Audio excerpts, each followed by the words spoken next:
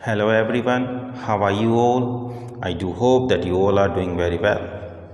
मैं आप सभी का आपके अपने YouTube चैनल जिसका नाम है द मास्टर नेहरा सर में स्वागत करता हूँ। आज से हम एक नई इन्फॉर्मेटिव जर्नी को स्टार्ट करने वाले हैं, बहुत ही इंटरेक्टिव इंटरेस्टिंग वे से।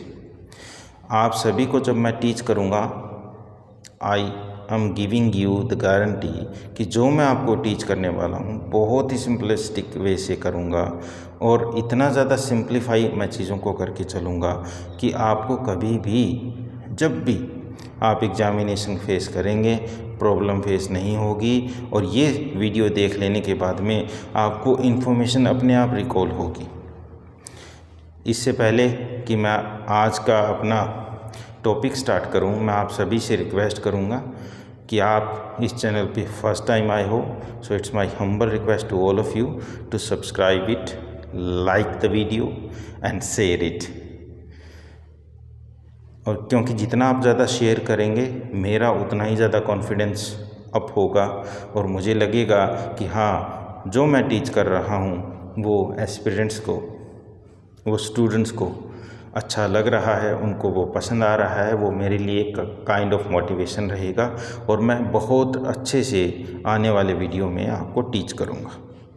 अभी जैसे मैं बताऊँ कि जो मैंने ऊपर लिख रखा है, आपको टॉपिक दिख रहा होगा बोर्ड पर, इंडियन पॉलिटी से मैं स्टार्ट करने वाला हूँ।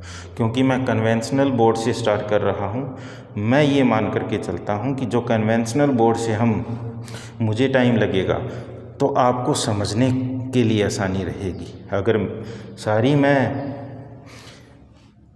डिजिटल कंटेंट लेकर के आता हूँ तो मेरे पास तो ऑलरेडी प्रिंटेड है, लेकिन मुझे समझाना आपको है, ना कि उसको रीड करना है। तो हम बिल्कुल इत्मीनान से सारी चीज़ों को बोर्ड के थ्रू कन्वेंशनली सीखेंगे और उसी से आपको देखिएगा बहुत ज़्यादा बेनिफिट होने वाला है। और मैं आप सभी से रिक्वेस्ट भी करूँगा, साथ साथ आप अपने नोट्स बनाइएगा और इस वीडियो को अंत तक देखिएगा, क्योंकि एक भी बात इररिलेवेंट नहीं होने वाली है। हम बिल्कुल टॉपिक से स्टिक करके चलेंगे। अब इंडियन पॉलिटी को मैं स्टार्ट करने वाला। अब बहुत सारे जो सिविल एस्पिरेंट्स होते हैं वो जब इंडियन पॉलिटी का नाम आता है तो उनके दिमाग में एक ही नाम आता है, एम लक्ष्मीकांत का। जब एम लक्ष्मीकांत के बारे में हम बात करते हैं तो उसको माना जाता है कि वो एक बाइबल है पॉलिटी के बारे में, और एक्चुअल में है भी ऐसा। लेकिन जब हम वो बुक देखते हैं तो क्वाइट बल्कि बहुत बड़ी बुक है और उसके कंटेंट को समझने में भी हमें काफ़ी ज़्यादा दिक्कतें होती है, स्पेशली वो स्टूडेंट्स जो पॉलिटिकल बैकग्राउंड से नहीं आते, यानी आई मीन टू से जिन्होंने पॉलिटिकल साइंस सब्जेक्ट नहीं पढ़ा है। वो स्टूडेंट जो साइंस बैकग्राउंड से आ रहे हैं, कॉमर्स बैकग्राउंड से आ रहे हैं, उनको ये चीज़ें नहीं समझ में आ रही। एंड बिलीव मी, अब कहा तो ये जाता है कि अगर आप गवर्नमेंट एग्जामिनेशन की तैयारियां कर रहे हो, स्पेशली आप चाहे वो यूपीएससी की तैयारियां करो या स्टेट लेवल सिविल सर्विसेज के एग्जामिनेशन की तैयारियां करो, तो आपको न्यूज़पेपर ज़रूर पढ़ना चाहिए, जैसे the Hindu, the Indian express. लेकिन हम पढ़ लेते हैं, क्या उन चीज़ों को हम समझ पाते हैं? हमने अपनी टेम्पररी सेटिस्फैक्शन के लिए एक बार उसको रीड आउट कर लिया, that's it, I have read the entire paper for the day. लेकिन उससे चीज़ें क्लियर नहीं होती जब तक हमें चीज़ों का हिस्टोरिकल बैकग्राउंड क्लियर नहीं होगा। आपको आज का जो करंट सिनारियो है वो समझ में आने वाला नहीं है।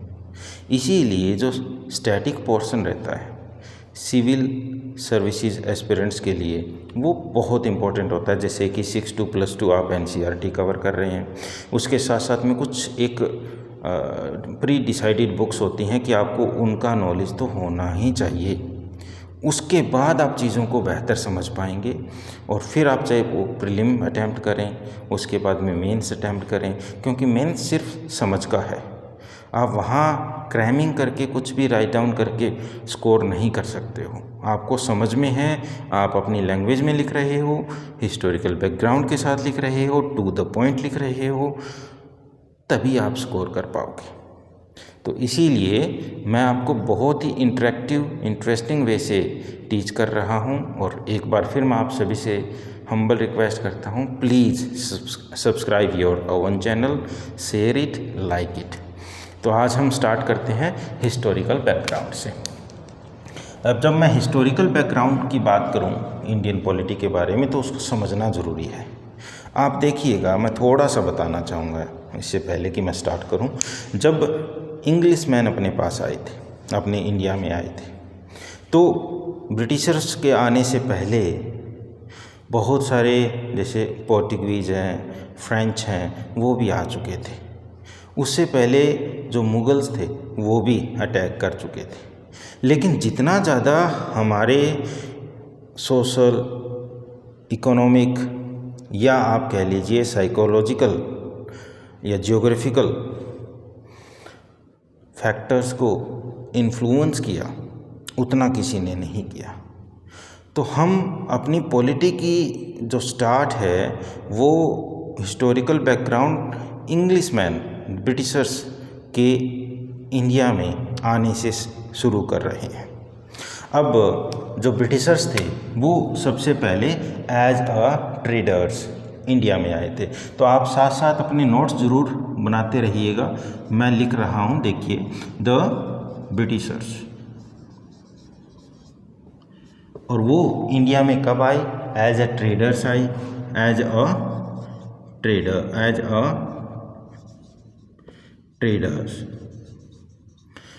ट्रेडर आई, यानी एक व्यापारी के तौर पर जो ब्रिटिशर्स थे वो इंडिया के अंदर आते हैं। और कब आते हैं? वो 1600 AD के अंदर आते हैं। 1600 AD में वो इंडिया में सबसे पहले आते हैं। अब जब वो आए तो एक भारत में स्पेसिफिक या एक कह लीजिए मोनोपोलिस्टिक अप्रोच के साथ आए थे कि इंडिया में हम ही ट्रेड करेंगे। उन्होंने ईस्ट इंडिया कंपनी बनाई और वो भारत में आ गए। अब जब वो भारत में आते हैं तो सबसे पहले वो जो मुग़ल एम्परर होते हैं उनसे फैक्ट्री लगाने के लिए, ट्रेड करने के लिए परमिशन लेने में लग जाते हैं। वो हिस्ट्री की चीज़ें हैं। हम हिस्ट्री वाली जो पोर्शन है जब वो स्टार्ट करेंगे तब मैं आपको इत्मीनान से करवाऊंगा। लेकिन आज मैं आपको सिर्फ पॉलिटिकल पॉइंट ऑफ व्यू से सारी चीज़ों को लेकर के चलूँगा।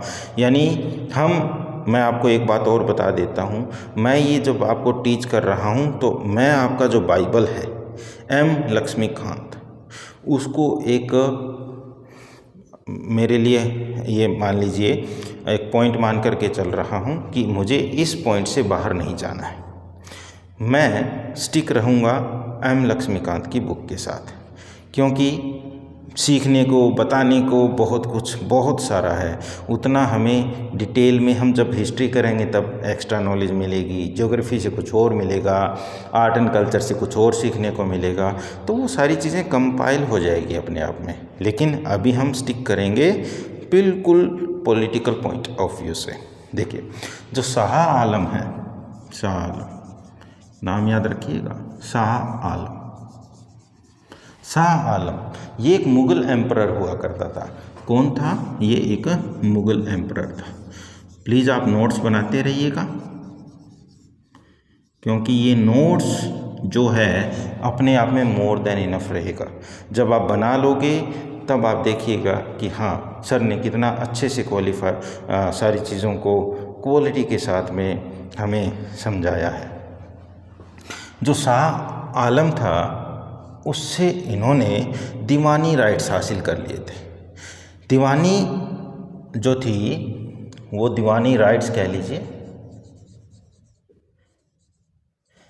दीवानी राइट्स शाह आलम से अंग्रेज़ों ने हासिल कर लिए थे। अब दीवानी के अंदर स्पेसिफिकली अगर हम देखें तो 3 प्रोविंसेस उस समय के हम लेते हैं, जैसे बंगाल,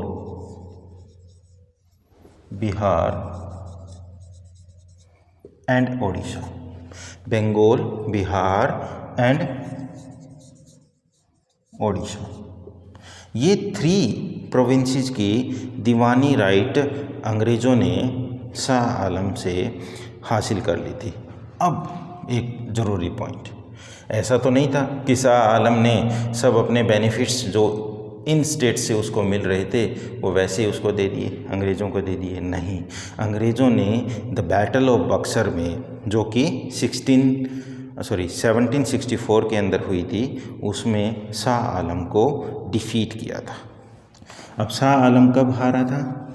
बैटल ऑफ बक्सर। ये थोड़ा सा हिस्ट्री का पॉइंट है, लेकिन पॉइंट पॉलिटिकल या पॉलिटी के पॉइंट ऑफ व्यू से इम्पोर्टेंट नहीं है। बैटल ऑफ बक्सर जो कब हुई थी? 1764 के अंदर एडी में हुई थी। और इस बैटल ऑफ बक्सर में इंग्लिशमैन ने, ब्रिटिशर्स ने शाह आलम को हरा दिया, जो कि एक मुग़ल एम्परर था और मुग़लों का ही बिहार, बंगाल और उड़ीसा पर शासन हुआ करता था। और इसके बदले में दीवानी राइट्स उन्होंने इन 3 प्रोविंसेस के शाह आलम से हासिल कर लिए। कब कर लिए? 1764 में। अब जब 1764 में ये दीवानी राइट्स हासिल किए तो आप देखिए अंग्रेज़ों का जो एरिया था, रूलिंग एरिया, ट्रेडिंग एरिया, वो बढ़ता गया। अब बढ़ता गया तो अंग्रेज़ों ने अलग अलग जो जगहों पर अपने एम्प्लॉइज, अपने सोल्जर्स, ट्रेडर्स को एम्प्लॉय कर दिया। उनको वहाँ जो बिजनेस को स्मूथली रन करने के लिए रख लिया। अब जो उनको रेगुलेट करने की बारी आती है, यानी जब दायरा चीज़ों का बड़ा है तो उनको रेगुलेट तो करना पड़ेगा। अब शुरू में हमें पता है द ईस्ट इंडिया कंपनी आई थी, तो सबसे पहले द कंपनी रूल, जो द कंपनी रूल है वो 1773 से आपका स्टार्ट होता है और 1858 तक चलता है। यानी ये पीरियड जो है, जैसे मैंने अभी आपको बताया, जैसे ही अंग्रेज़ों का एरिया बढ़ता है, ट्रेडिंग एरिया बढ़ता है, उन्होंने अपने ब्रिटिशर्स को, अपने ही लोगों को वहाँ पर ट्रेड्स के लिए, एक्सप्लॉयटेशन के लिए एम्प्लॉय कर लिया। अब उनको रेगुलेट करने के लिए जब बारी आई तो कंपनी रूल लागू रहा 1773 से 1858 तक। 1773 से 1858 तक ये कंपनी का रूल लागू रहा। तो सबसे पहले हम बात करेंगे अभी द रेगुलेटिंग एक्ट, क्योंकि देखिए जो इंग्लिशमैन थे वो अपने जितने भी एम्प्लॉइज़ थे उनको रेगुलेट करने की कोशिशें करते हैं। अब पहला जो रेगुलेटिंग एक्ट है, द रेगुलेटिंग एक्ट, जैसे अभी मैंने बताया वो आया था 1773 में। 1773 में। अब इस रेगुलेटिंग एक्ट में क्या स्पेशल है वो हम देखेंगे अभी। अब जो ब्रिटिश गवर्नमेंट थी उन्होंने ही तो उनको फरमान दिया था। जो ब्रिटिश गवर्नमेंट थी वो चीज़ों को रेगुलेट करेगी, ईस्ट इंडिया कंपनी के अफेयर्स को, यानी जो ब्रिटिश गवर्नमेंट है उसको क्या करना था? उसको रेगुलेट करना था। और रेगुलेट करना किसको था?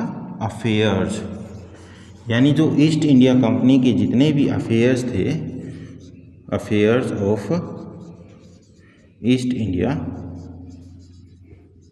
कंपनी, इसके अफेयर्स को, अफेयर्स मीनिंग यहाँ पर जो भी उनकी गतिविधियाँ थी उनको नियमित रेगुलेट करने का काम, उसकी जिम्मेदारी ब्रिटिश गवर्नमेंट ने अपने हाथ में ले ली। और जो पॉलिटिकल, उसके साथ साथ देखिए पॉलिटिकल और एडमिनिस्ट्रेटिव फंक्शंस तो जो थे कंपनी के, उसको भी पहचान दी गई। यानी सेकंड पॉइंट क्या था? ब्रिटिश गवर्नमेंट ने ईस्ट इंडिया कंपनी के पॉलिटिकल और एडमिनिस्ट्रेटिव फंक्शंस को भी पहचान दे दी थी। अब रिकॉग्निशन दी गई, यानी अब जब रिकॉग्निशन मिली तो किसको मिली? ईस्ट इंडिया कंपनी के पॉलिटिकल और एडमिनिस्ट्रेटिव फंक्शंस को रिकॉग्निशन मिली ईस्ट इंडिया कंपनी के किसको? पॉलिटिकल एंड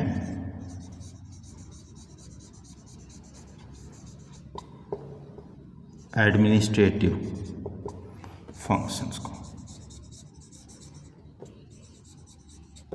यानी आप जब देखिएगा आगे आगे हम स्टडी करते रहेंगे, क्योंकि अभी पूरा जो चाहे वो राजनीतिक मामले हो या प्रशासनिक मामले हो, उन सब की जिम्मेदारी एक ही इंडिविजुअल एंटिटी को मिली हुई थी, वो थी ईस्ट इंडिया कंपनी। अब आगे जाकर के चीज़ें कैसे बदलेगी वो हम धीरे धीरे स्टडी करते रहेंगे। और इसके अंदर फाउंडेशन भी डाली गई। अब आप ज़रा देखिए, यानी नींव डाली गई। फाउंडेशन किस में डाली गई? फाउंडेशन थी किसकी? Central government in India. यानी इंडिया के अंदर क्या थी? सेंट्रल एडमिनिस्ट्रेशन कह लीजिए, सेंट्रल एडमिन की एडमिनिस्ट्रेशन इन इंडिया। देखिए इस पॉइंट को ज़रा समझिए, क्योंकि समझने से चीज़ें याद रहेंगी। सेंट्रल एडमिनिस्ट्रेशन में पहली बार फाउंडेशन कैसे डला? उससे पहले देखिए, कहीं पर कोई शासक शासन किया करता था, वो अपने तरीके से चलता था। अलग अलग जगहों पर ऐसा था। और अंग्रेज़ जो पहली बार भारत में आए तो उन्होंने बहुत बड़े एरिया पर कब्जा कर लिया, उसको अपने अधीन कर लिया। तो एक तरह का सेंट्रल एडमिनिस्ट्रेशन भारत में शुरू हो गया था। वो हुआ था रेगुलेटिंग एक्ट ऑफ 1773 से। आप याद रखिएगा, 1773 से। अब इसमें क्या स्पेशल है? स्पेशल देखिए, अब पुराने टाइम में जो बंगाल है ना, बंगाल की बहुत बड़ी अहमियत हुआ करती थी। अब बंगाल के अंदर देखिए कितना बड़ा एरिया था।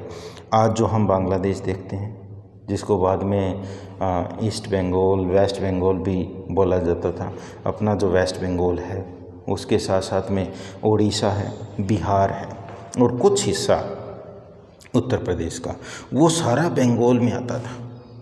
इतना बड़ा एरिया होता था। तो जो अंग्रेज़ सबसे पहले उन्होंने शासन जो था वो बंगाल से स्टार्ट किया था। तो जो गवर्नर जो था बंगाल का, गवर्नर ऑफ बंगाल, तो जैसे ही सेंट्रल एडमिनिस्ट्रेशन की शुरुआत होती है तो ये सबसे पहला बंगाल का ही गवर्नर था। उसको बना दिया गया गवर्नर जनरल ऑफ बंगाल। इसका क्या नाम दे दिया गया? गवर्नर जनरल ऑफ बंगाल, इसको बोला जाने लगा।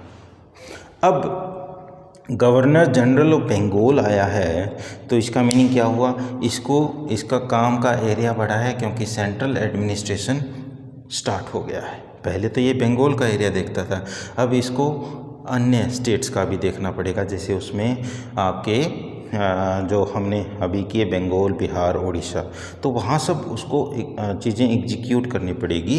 चीज़ों को एग्जीक्यूट करेगा तो इसको हेल्प की ज़रूरत पड़ेगी, इसलिए इसकी एक एग्जीक्यूटिव काउंसिल बना दी गई।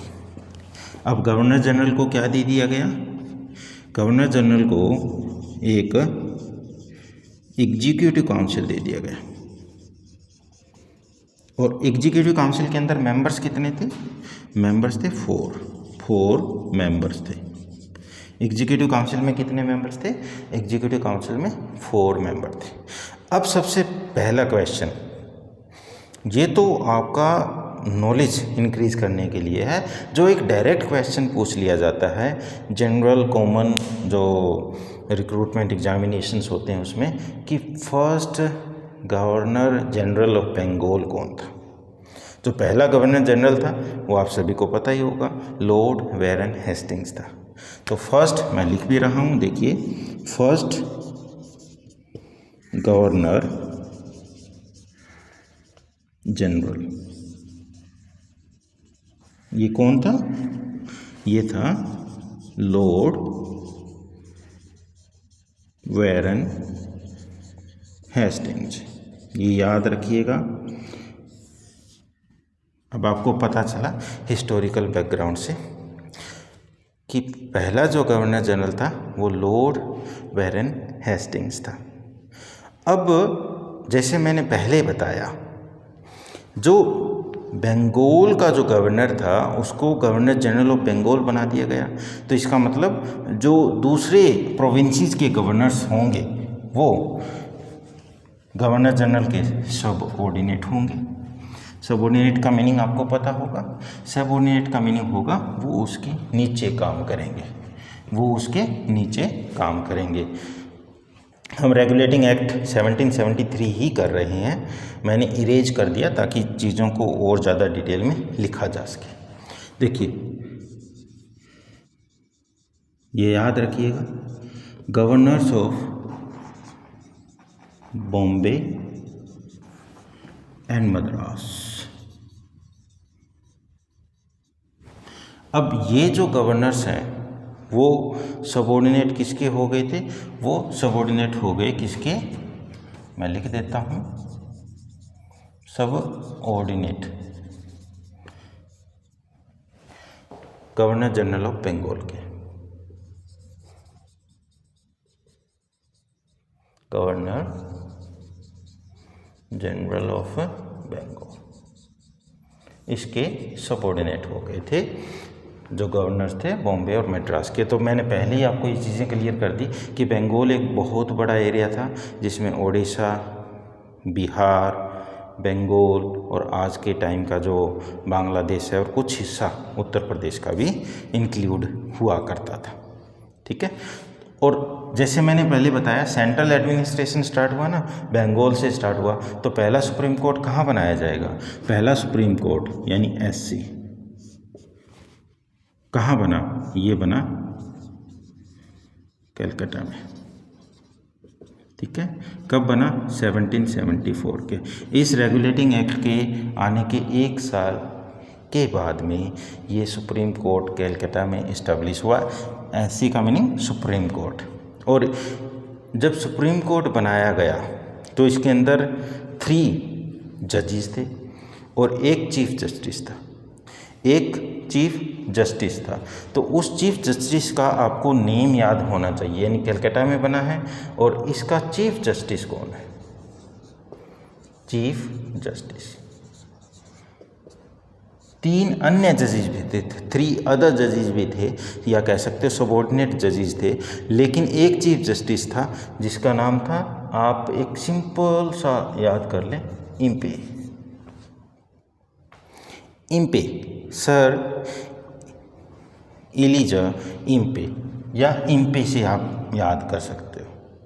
ठीक है। तो इम्पे पहला सुप्रीम कोर्ट का जज बना था 1774 के अंदर। ठीक है। अब जो कोर्ट ऑफ डायरेक्टर थे, द कोर्ट ऑफ डायरेक्टर्स। अब कोर्ट ऑफ डायरेक्टर यानी कंपनी के जो कोर्ट ऑफ डायरेक्टर्स थे उनको अपनी रिपोर्ट, यानी आफ्टर ऑल वो रिस्पॉन्सिबल तो किसके प्रति थे? ब्रिटिश गवर्नमेंट के ना, ब्रिटिश गवर्नमेंट को भेजते थे, ब्रिटिश गवर्नमेंट को भेजते थे। अब देखिए कोर्ट ऑफ डायरेक्टर क्या हुआ। कोर्ट ऑफ डायरेक्टर का मीनिंग समझिए कि British government direct administration Bharat में नहीं करती थी, वो इनडायरेक्टली करती थी। यानी सारी पावर्स, चाहे वो पॉलिटिकल हो चाहे वो एडमिनिस्ट्रेटिव पावर्स हो, वो कंपनी के हाथों में थी। अब कंपनी में से कुछ एक जो इन्फ्लुएंशियल पीपल थे वो कोर्ट ऑफ डायरेक्टर में अपॉइंटमेंट कर दिए गए। यानी इनके थ्रू ब्रिटिश गवर्नमेंट सारी व्यवस्थाएं देखती थी और ये जो सारी रिपोर्ट थे वो ब्रिटिश गवर्नमेंट को टाइम टू टाइम भेजा करते थे। ये था आपका रेगुलेटिंग एक्ट ऑफ 1773। इसके अंदर आप जो मैंने इम्पोर्टेंट बातें बताई वो याद रखना, आपको इससे ज़्यादा करने की कुछ भी ज़रूरत नहीं है। आप जब भी एम लक्ष्मीकांत देखेंगे तो आपको लगेगा कि उसमें काफ़ी चीज़ों को मतलब एक्सप्लेन किया हुआ है, लेकिन जो मैंने आपको बहुत ही सिंप्लीफाई वे से कम शब्दों में ज़्यादा चीज़ें बताई है वो बेहतरीन याद भी रहेंगी और आप कर भी पाएंगे। देखिए उसके बाद में हम आगे के पॉइंट्स पे चलते हैं। पिट्स इंडिया एक्ट, क्योंकि विलियम जो पिट थे वो उस समय इंग्लैंड के प्राइम मिनिस्टर हुआ करते थे, तो उन्हीं के नाम पर इस एक्ट को जाना जाता है। Pitt's India act of 1784। अब देखिए सबसे पहला एक्ट कब आया? रेगुलेटिंग एक्ट 1773 में। आपको 10 इयर्स के ड्यूरेशन में ही पता लगेगा कि उस समय जो पहला एक्ट आया था उसमें बहुत सारी खामियां थी। उन कमियों को, उन खामियों को दूर करने के लिए पिट्स इंडिया एक्ट ऑफ 1784 लाया गया। 1784 लाया गया। लेकिन जो मैं इससे पहले थोड़ा सा बता देता हूँ, आपको ज़्यादा तो इसमें करने की ज़रूरत नहीं है। द अमेंडिंग एक्ट ऑफ 1784, जिसको द एक्ट ऑफ सेटलमेंट भी कहा जाता है।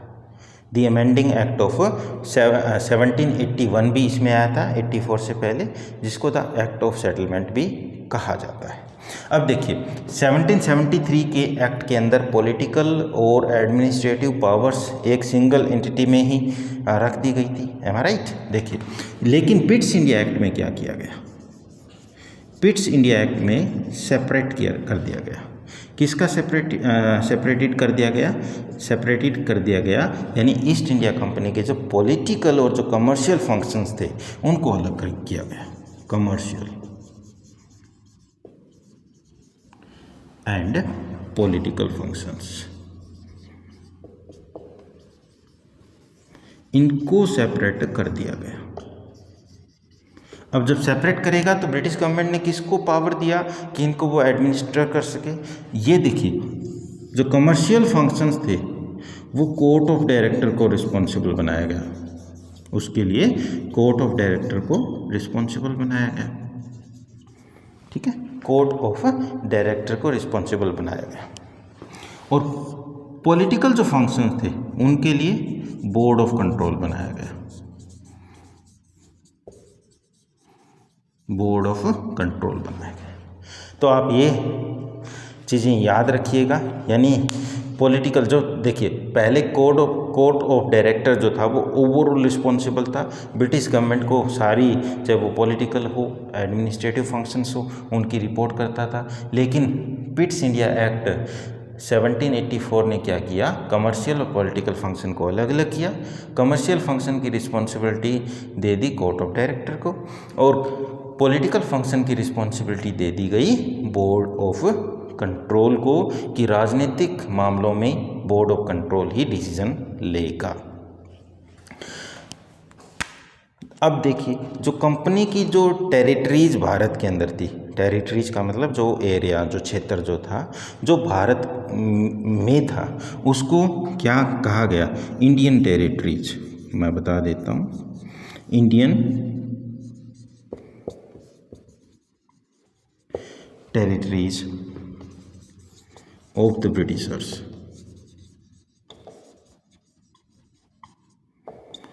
उसको इस एक्ट में अंग्रेज़ों की संपत्ति कहा गया कि ये अंग्रेज़ों की भारत के अंदर संपत्ति है। किसको क्या कहा गया? British position. British position. और कहाँ थी? इंडिया में ही। ठीक है, तो दो बातें याद में रखिएगा। 1773 के अंदर सेंट्रलाइज जो अप्रोच थी वो अपनाई गई, सेंट्रलाइज्ड अप्रोच थी। यहाँ सेपरेट अप्रोच अपनाई गई, कमर्शियल पॉलिटिकल फंक्शन अलग अलग कर दिए गए। एम आई राइट? और इंडियन जो टेरिटरीज थी ब्रिटिशर्स की, उनको ब्रिटिश पोजीशन यानी कि अंग्रेज़ों की संपत्ति जिन पर उनका अधिकार था वो कहा गया। ये इम्पोर्टेंट बातें थी जो पिट्स इंडिया एक्ट में इंक्लूड होती है। ये ज़रूर याद रखिएगा, जो पिट्स इंडिया एक्ट था वो विलियम पिट द यंगर के टाइम में आया था। उसके बाद में चार्टर एक्ट आता है, और जो पहला चार्टर एक्ट है, चार्टर एक्ट ऑफ 1833 AD। अब इसको फर्स्ट स्टेप तो 1773 से स्टार्ट हुआ था, इसको आप ऐसा कह लीजिए फाइनल स्टेप था। फाइनल स्टेप कहाँ था? सेंट्रलाइजेशन की जो अप्रोच अंग्रेज भारत में लेकर के चल रही थी ना, उसका फाइनल स्टेप था। तो फर्स्ट पॉइंट क्या रहेगा अपना? फाइनल स्टेप था। और फाइनल स्टेप किसके लिए था? Towards centralisation in India, towards centralisation कहाँ पर? In India. फर्स्ट स्टेप आप लोगों को पता ही है, कब से शुरू हुआ था? 1773 से। तो उसका आप ये कह लीजिए फाइनल स्टेप यहाँ आकर के हमें मिलता है। अब जो पहले गवर्नर जनरल ऑफ बंगाल था, यानी शुरू में गवर्नर जनरल ऑफ बंगाल ही बना था, तो जो गवर्नर जनरल ऑफ बंगाल था उसको आपको पता ही है क्या बना दिया गया होगा। यानी इतने सालों में तो अंग्रेज़ों ने बहुत सारा अपना एरिया एक्सटेंड कर लिया था, तो उन्होंने कहा कि जो गवर्नर जनरल ऑफ बंगाल है उसको अब गवर्नर जनरल ऑफ इंडिया कहा जाएगा। क्या कहा जाएगा? Governor general of India, governor general of India. अब थोड़ा याद रखिएगा, यानी 1773 के अंदर तो पहला गवर्नर जनरल बना, और 1833 में ही, यानी मैं 3 को आपको बता रहा हूँ, यानी 3 के अंदर ही जो फर्स्ट हमारा गवर्नर जनरल ऑफ इंडिया है वो बना था। और ये पहला गवर्नर जनरल कौन था? Lord William Bentinck. कौन था? मैं यहाँ लिख रहा हूँ, लॉर्ड विलियम बेंटिक, जो इंडिया का पहला गवर्नर जनरल अपॉइंट किया गया था। और किसके तहत था? The charter act of 1833। अब देखिए, जो बॉम्बे और मद्रास के जो गवर्नर थे, जिनको जो पहले सबऑर्डिनेट थे ना गवर्नर जनरल ऑफ बंगाल के, उन्होंने अपनी सारी शक्तियां खो दी। अब देखिए, द गवर्नर्स, और कहाँ के गवर्नर्स हैं ये?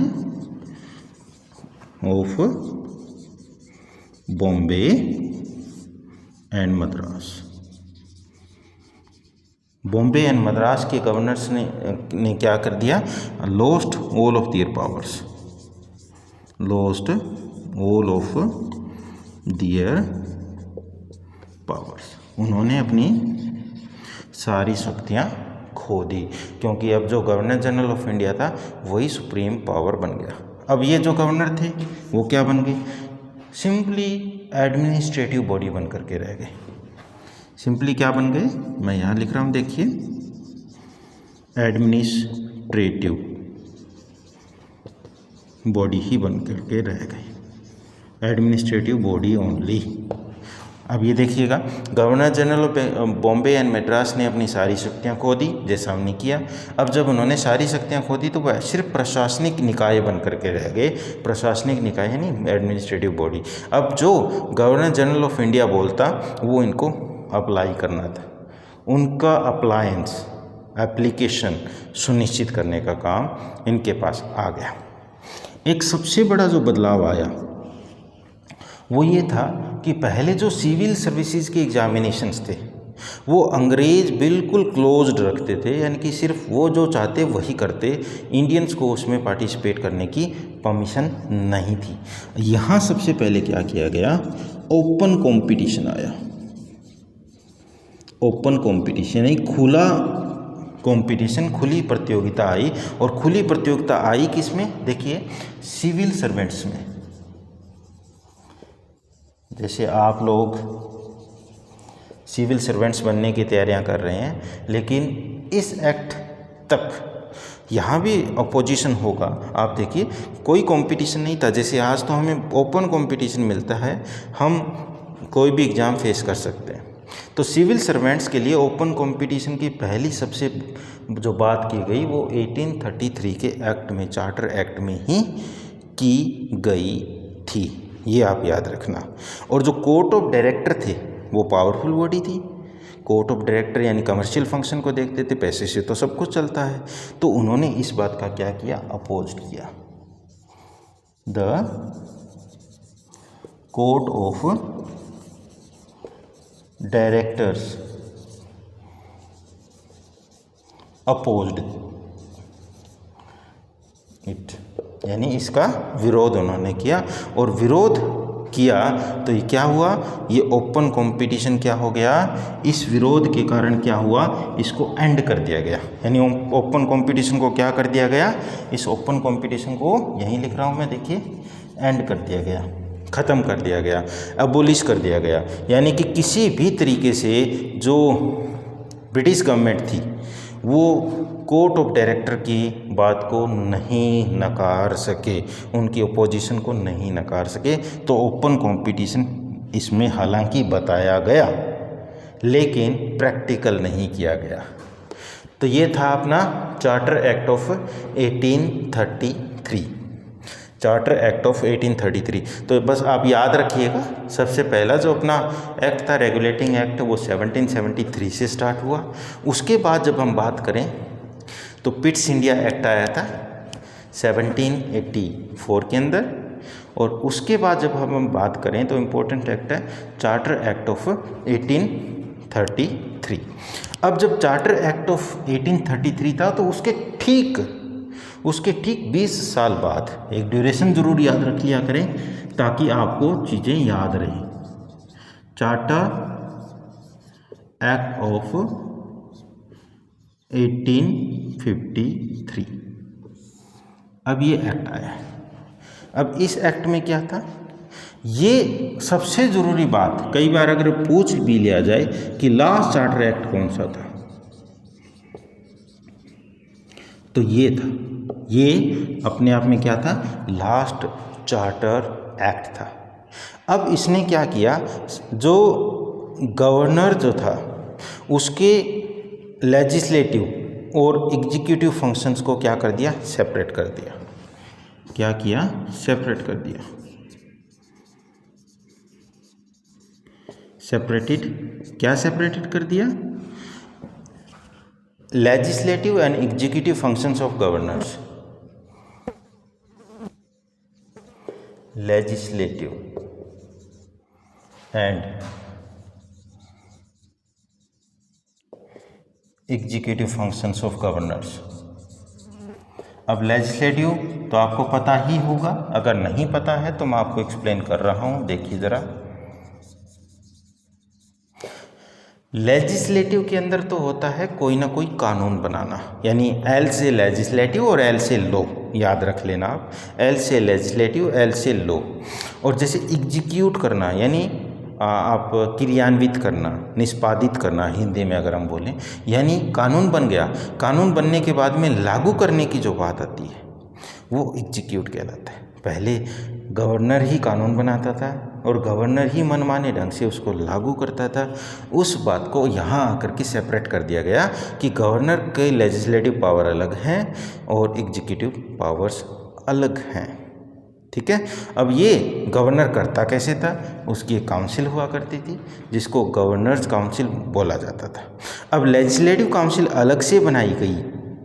लेजिस्लेटिव काउंसिल ये देखिए, यानी गवर्नर जो था शुरू में हमने किया था, शुरू में जो गवर्नर की काउंसिल बनाई गई थी उसके अंदर कितने मेंबर्स थे, 4 थे। अब इसको अलग अलग किया गया, यहाँ तो 4 फिर भी रहे। लेजिस्लेटिव काउंसिल के अंदर कितने मेंबर आ गए, 6 मेंबर्स आ गए।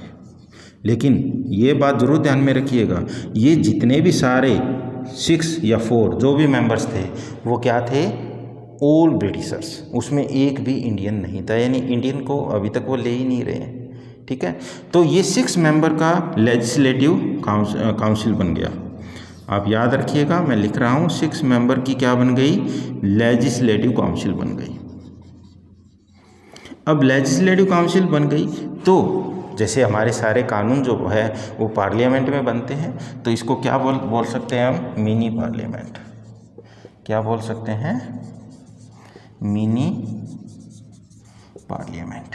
तो ये याद रखिएगा कि कानून बनाने की जिम्मेदारी पहले जो गवर्नर की थी वो अलग काउंसिल में डाल दी गई, जिसके 6 मेंबर्स थे, लेजिस्लेटिव काउंसिल बोला गया, और उसको एक नाम ये भी दिया गया कि वो मिनी पार्लियामेंट थी। अब हम सिविल सर्विसेज की बात करते हैं, क्योंकि तैयारी भी वही कर रहे हैं। देखिए, ओपन कंपटीशन वाली बात थी।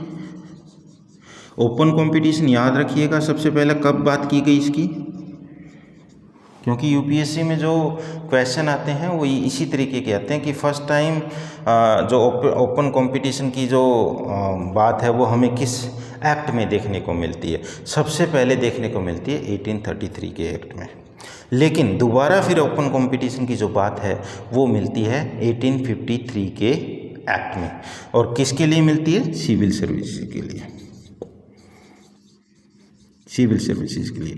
ओपन कंपटीशन समझ गए, यानी भारतीयों को भी इसमें हम एग्जामिनेशन देने की परमिशन दें, ताकि वो ये जो एग्जामिनेशन है वो फेस कर सकें। और इसके लिए आप सभी को एक नाम बड़े अच्छे से याद होगा, जिसको हम बोलते हैं मैकॉले कमेटी। क्या बोलते हैं, मैकॉले कमेटी। मैकॉले जो कमेटी थी वो बना दी गई, और वो मैकॉले कमेटी कब बनी थी, 1854 के अंदर। अब ओपन कंपटीशन में इंडियंस को शामिल किया जाए ना किया जाए, कैसे किया जाए, इसके लिए एक कमेटी बना दी गई, जिसको मैकॉले कमेटी कहा गया। ठीक है, और इस कमेटी की सिफारिशों पर, रिकमेंडेशन पर ही जो है इंडियंस को इसमें एग्जामिनेशन फेस करने की परमिशंस मिली। अब देखिए, अब यहाँ पर कंपनी का जो रूल था, जितने भी हमारे एक्ट आ रहे थे उनसे बढ़ता जा रहा था। किसी में उनको 10 ईयर का ड्यूरेशन मिला, तो किसी में ज़्यादा भी मिला, लेकिन यहाँ भी उनको एक्सटेंडेड हुआ। एक्सटेंडेड हुआ किसका, कंपनी का जो शासन था, कंपनी का जो रूल था, वो उसका एक्सटेंडेड कंपनीज रूल।